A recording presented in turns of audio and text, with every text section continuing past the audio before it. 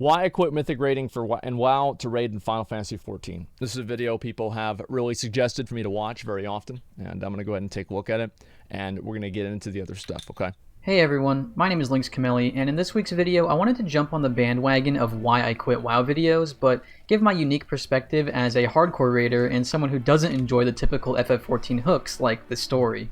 Perhaps you're a Mythic raider yourself and wondering if you'd enjoy raiding in FF14, Exactly. or perhaps you're purely an FF14 player who wants to know how a hardcore raider finds enjoyment in the game.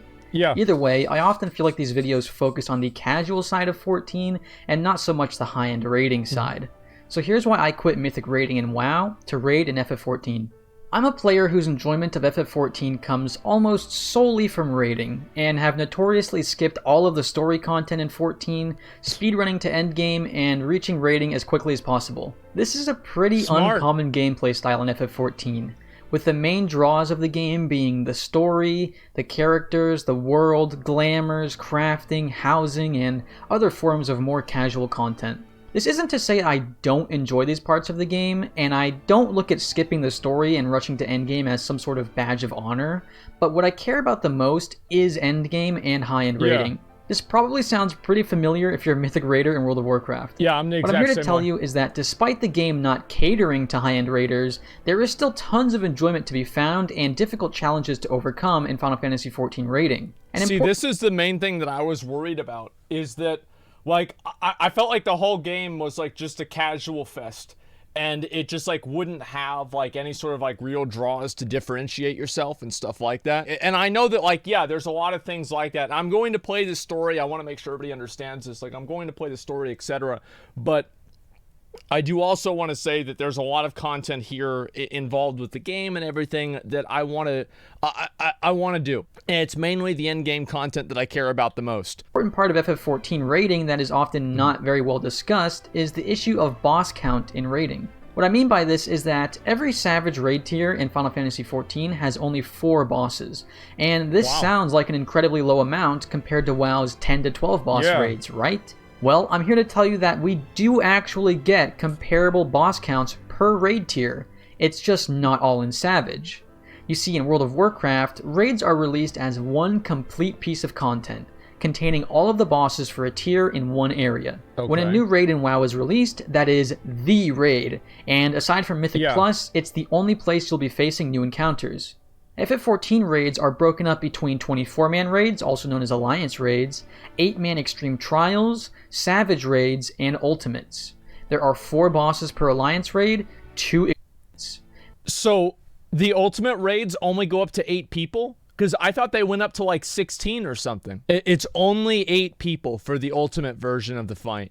Fuck, so I can't get carried. Oh, wow. Okay. Oh, wow. But, you know, that's crazy. That like the hardest version of the game is only 8 people. There are 4 bosses per Alliance raid, 2 Extreme Trials per raid tier, 4 Savage bosses per tier, and depending on how you look at it, 1 or 4 bosses in Ultimate, bringing us to a total of 11 or 14 bosses per raid tier cycle. The reason I say Ultimate can be 1 or 4, depending on how you look at it, is that Ultimate raids are boss gauntlets that contain multiple bosses split up by phases inside of one fight, which is why Ultimate fights are generally upwards of 15 to 18 minutes for one encounter. Jesus. With the raids being split up like this, you have a trade-off of having more diversity and variety in bosses, where they exist in the game, their design, and their arenas, with the drawback being less highly challenging encounters and a smaller pool of bosses that drop the best gear in the game.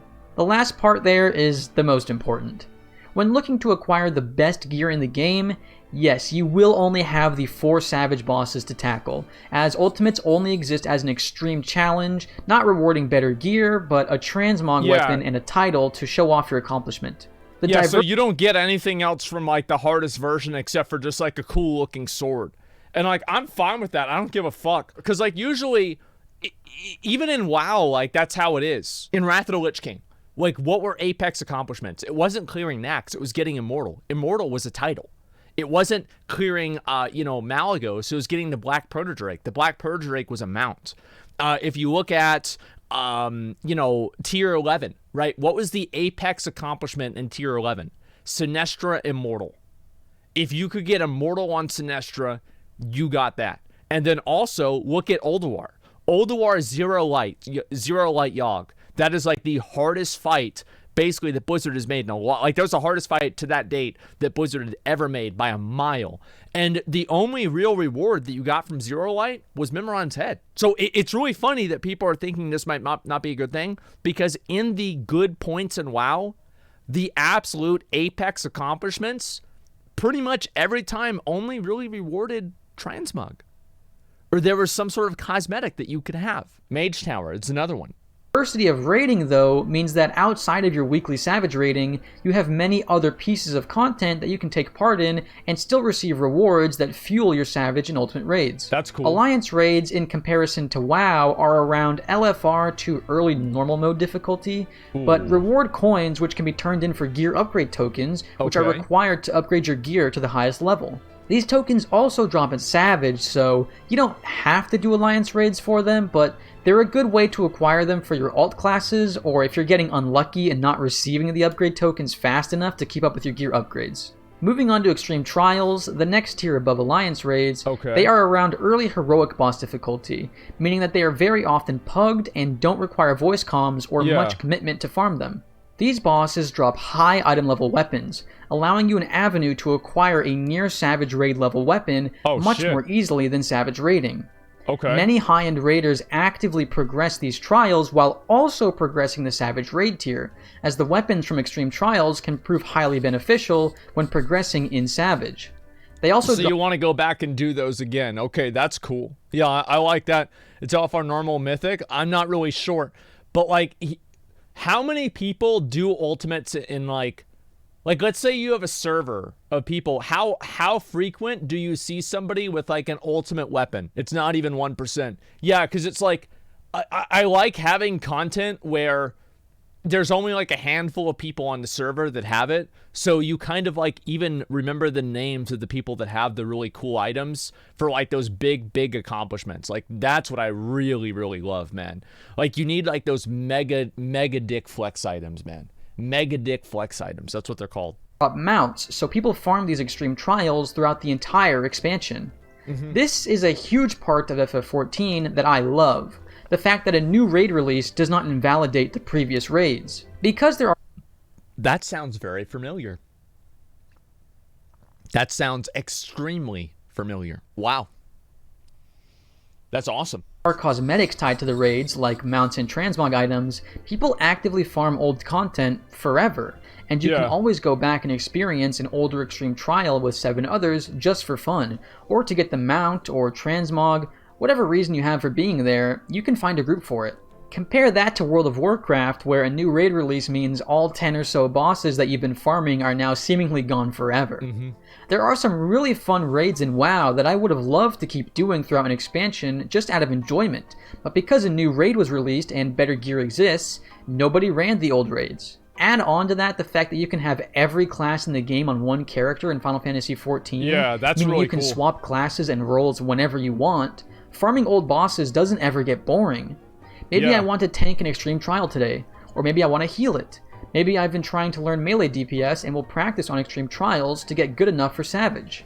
Bro, like, that's what was so cool about the game in like Mists of Pandaria and in like Wrath, even in Burning Crusade and Cataclysm, is that like if like you were having fun playing a class, you could just go and play another fucking class.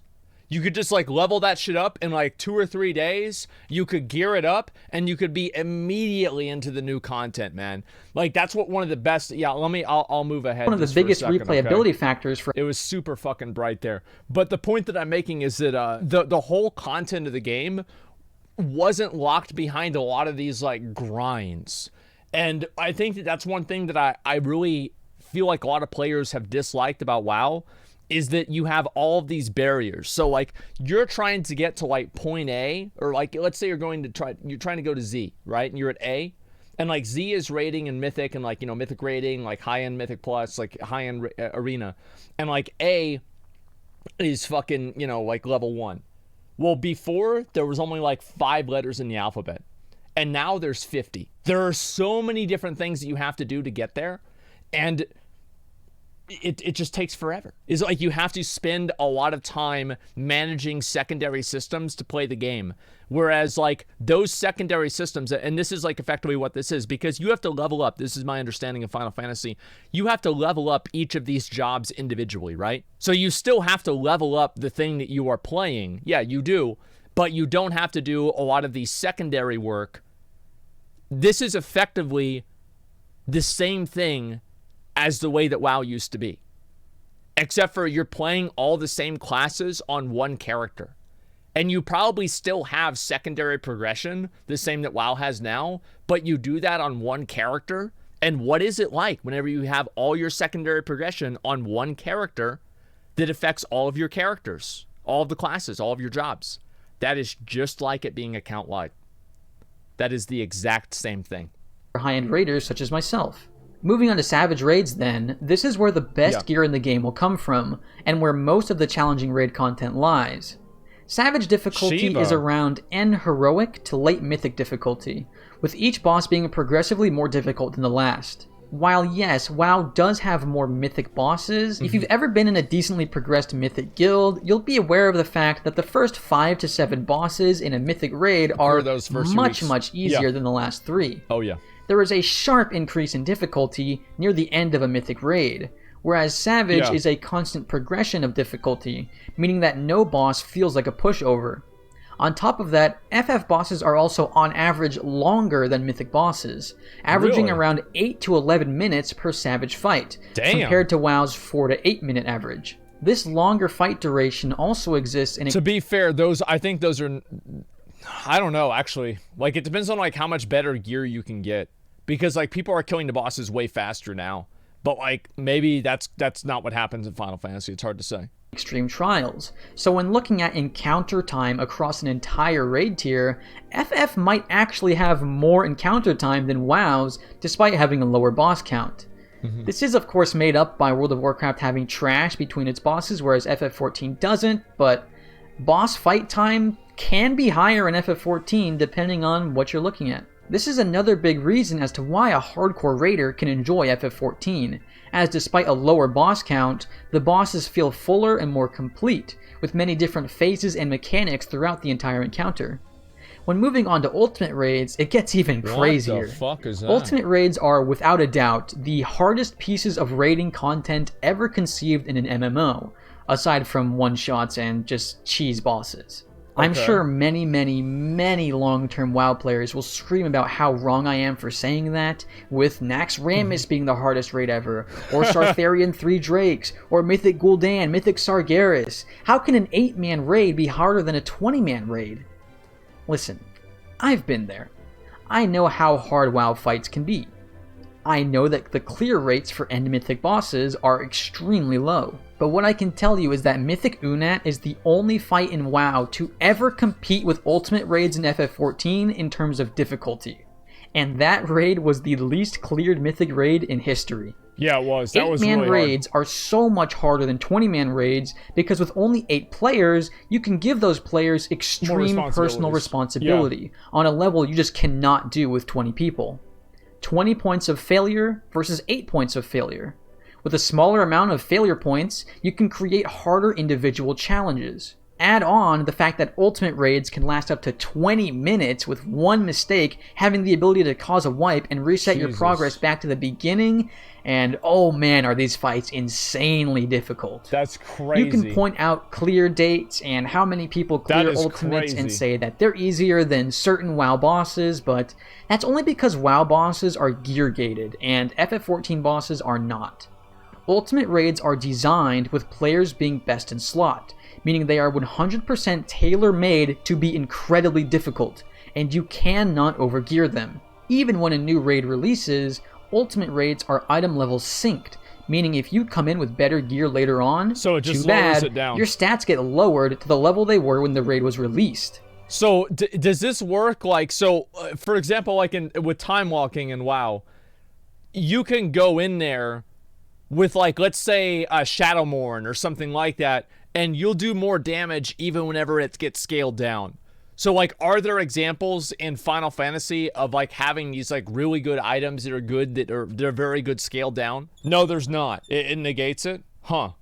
All right, there's food, though. Yeah, there's probably, like, maybe a tiny little thing, like, maybe 5 or 10% better. Because, like, in time walking, for example, everybody gets scaled down to the same item level, but because you have so many different weird items in the game, you still have a massive power difference between how you're playing then and how people played back whenever the content was relevant. 4 years after the first Ultimate was released, we still have thousands of players attempting them, and progressing for months. That's cool. Hoping to get it clear. This is where high-end, hardcore raiders live in Final Fantasy XIV. Ultimate raids have basically ruined other MMOs for me. Without the insane challenges of Ultimate, I just don't know how to have fun in an MMO anymore. I crave that insane challenge, the hours of wiping 15 minutes in and banging your head in frustration, and the immense satisfaction of finally overcoming the challenge and clearing an Ultimate. I have dozens of clears on these fights, and still enjoy doing them to this day. Some people have hundreds of clears of Ultimates, no longer needing the transmog rewards, but just doing them because the challenge is so fun. Yeah. Even after your 20th clear, there is still a joy to be had in the amount of skill it requires to be cleared. When I say I enjoy... I would do the same thing. Like, that's the thing in WoW is, like, if anybody was trying to do, like, an Immortal Sinestra or, like, Immortal Rodin run or, like, anything that was, like, super, super hard, I'd go to it because, like, you never have the opportunity to, like, do that.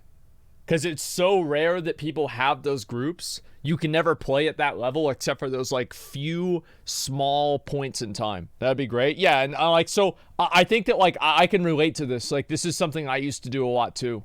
It's like if there's ever a raid going on for like something that was like really, really hard or like some really hard achievement, I'd be like, fuck, I want to go to that and just do it again. Because it was just fun to do. 14, that's mostly because I love Ultimate raids. Moving on from Ultimate, a huge reason I stick with FF14 over WoW as a competitive hardcore raider is the simplicity of gearing in FF14. Okay. I cannot tell you how liberating it felt to leave World of Warcraft and come over to FF14 and find out that there are actual best-in-slot lists that give me an extremely clear path of gear progression.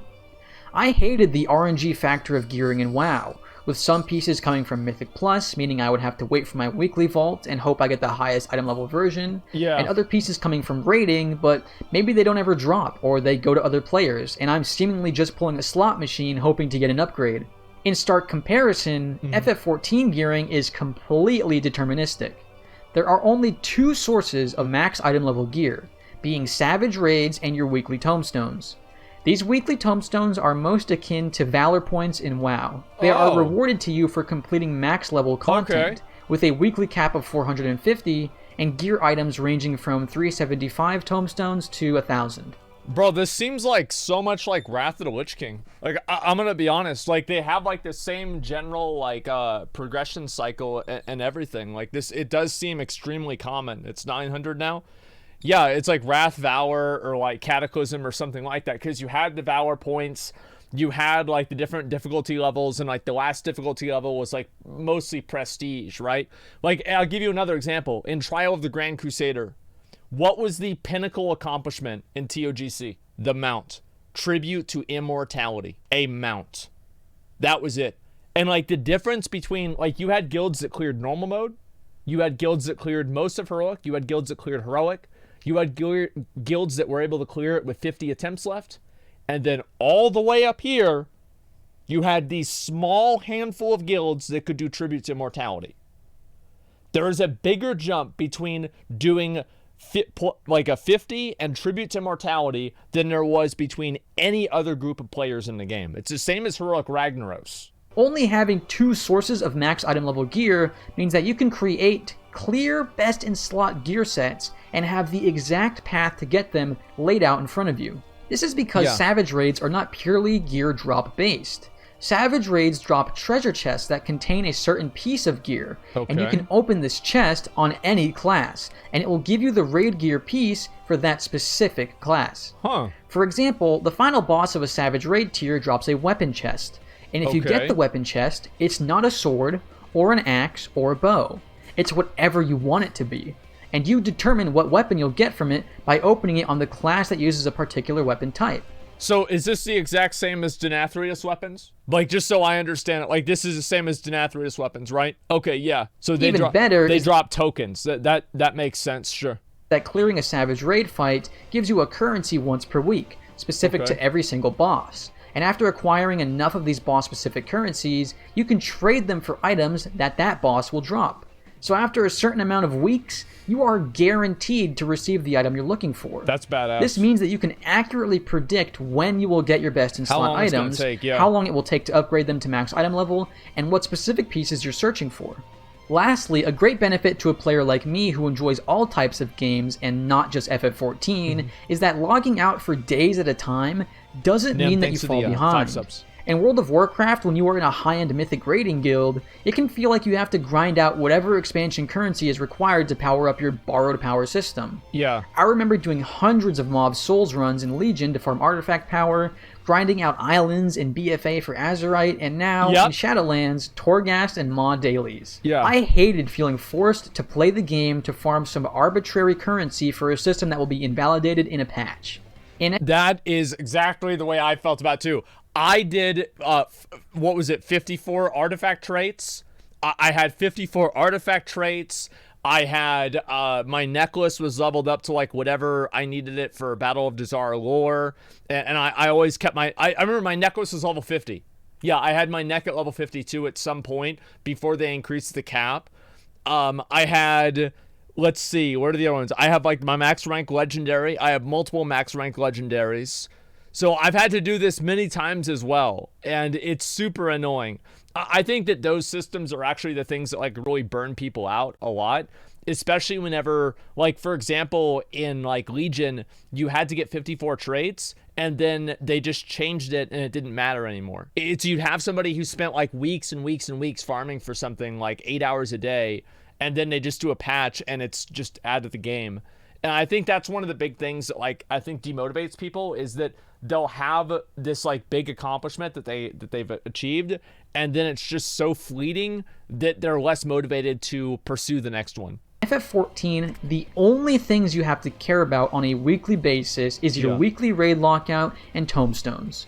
Tomestones, like I mentioned before, come from literally any piece of level 80 content. So you can do whatever you enjoy in the game and get rewarded. That's cool. I don't have to do a specific activity that's super boring for some random currency that I don't care about. I can just do one dungeon per day and cap my tomestones over time. And guess what? When I have the tomestone gear I want for my main class, I can just stop capping my tomestones every week. The game allows you to choose what you want to do, how often you want to do it, and doesn't lock you into a system that requires upkeep, otherwise you fall behind. There have been times where I've logged out... Yeah, upkeep systems, I think, do really burn people out. I really agree with that. I liked, for example, like in Dragon Soul, is like one good example of this, and also Siege of Orgrimmar, is like whenever I got all my gear, I was done. I could come back in 2 months, and I still had all my gear. And I'm still better than everybody else. It's like I'm still the big dick, you know? But nowadays, I feel like if you take a break or you move away, it was like that for 9.0. Yeah, exactly. Like, yeah, 9.0 actually had this, which was very good. Is that like I could step away from the game for months at a time. And this is something you can say in Shadowlands' favor, is that you could step away from Shadowlands for a long period of time and you could come back and your gear would still be the best gear. Because it was a pinnacle of gear and that was it. It didn't Valor upgrades. There were a few exceptions with like best in slot mythic trinkets that could only drop from the vault at 226, like what the guy said. I know that like the inscrutable quantum device or whatever the arms warrior one, that's an example, sure. But other than that, and that's only like a 6 item level upgrade on one piece. So it's not that big. For weeks at a time while my raid team was taking a short break, and when I logged back in weeks later, I was at the same power level I left off at, and on par with everyone else. In the high-end raid community, it generally takes 8 weeks of raiding to get full best in slot. So after 8 weeks of re-clears, you have months to do whatever you want. Raid on an alt class because in FF you can have every class on the same character, farm mounts in extreme trials, tack from ultimate and continue your raiding journey, That's the mount. or log out until the next raid releases. World of Warcraft always felt like it was designed for people who only play WoW. And while I love FF14 and have over 10,000 hours played, I still play other games every single day, and do not want to play FF all day every day.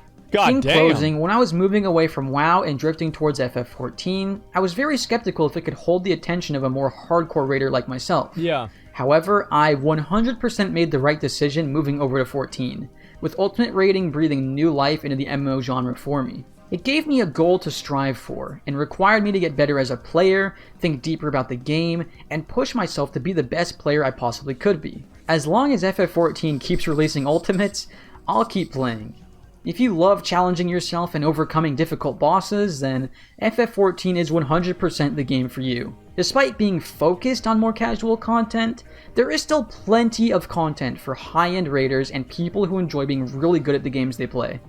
The speedrun community in 14 is huge, and competition is fierce. There is also a huge parsing community, and fighting for high percentiles is really fun. See, like the high percentiles, like parsing. I don't know how parsing is in Final Fantasy. I can't really say, but I know that for me, I stopped caring about parsing because it was it was so like gimmicky. It was super gimmicky. Like, all you'd have to do is, like, you'd have to, like, get a group of people to, like, oh, now you have to worry about power infusion. And now, like, it's like, okay, nobody else attacks the ads except you, and you have to save your cooldowns. Like, you have to kind of play the fight wrong to do it. So I don't know how parsing is going to be in Final Fantasy. I'll be honest, like, I don't really care a whole lot about parsing. Like, that would be kind of cool, but I've done that before in WoW for, like, multiple tiers and multiple expansions, really. And it's not really something I'd be that interested in. It's still cheesy in Final Fantasy. Yeah, I just, like, if I feel like it's cheesy, I just don't care about it as much. It can definitely get a bit repetitive when you're trying to be the best in the world, but yeah, what game isn't like that? That's true. If you're still on the fence about trying FF14, then I'd say give it a try. It starts really slow, and most people will try to tell you about how good the music is, or the story, or the glamour system, but for the gamers out there, unshowered, smelly, and sweaty raid gods, you have a home in 14. If you liked this video, leave a like. If you didn't, a dislike. Make sure to subscribe and hit the notification bell to stay updated with my videos, and I'll see you guys on the next one. Peace. Gamers rise up. That's one thing, is like, I do want to have like challenging, difficult content. And of course, like, I'm not like a Mythic Raider anymore. And the reason why I'm not a Mythic Raider, here's the real reason why I don't raid Mythic anymore, is because I simply will not dedicate 4 hours of my life every single day to playing the game. Like, that's really, that's the big reason. Like, and this is what happened. Like, what happened was, like, in BFA, in Old Deer, I'll kind of give you guys, like, my whole story of, like, what happened in Old Deer, is that I would log on in the morning and I would stream for, like, 6 to 8 hours.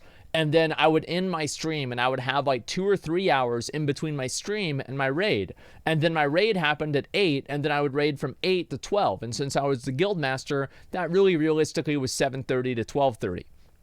So I was spending really like 5 hours playing the game every single day. And then it was like, you know, I had 6 mandatory hours for my stream, 6 to 8 mandatory hours, and then, you know, 4 to 5 also mandatory hours for the game. So, like, I was required effectively to be online for over 10 hours a day. And that's something that it burned me out, man. It burned me out. Like, I would play 10 hours a day, but whenever I have to, it's a completely different fucking story.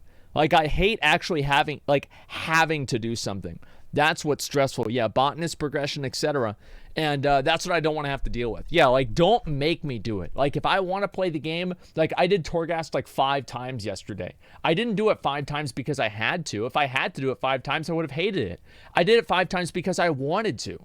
And I was enjoying playing the game. And the moment that you take that and you make it a requirement or something like that, it's just not really fun. I think that's what it comes down to.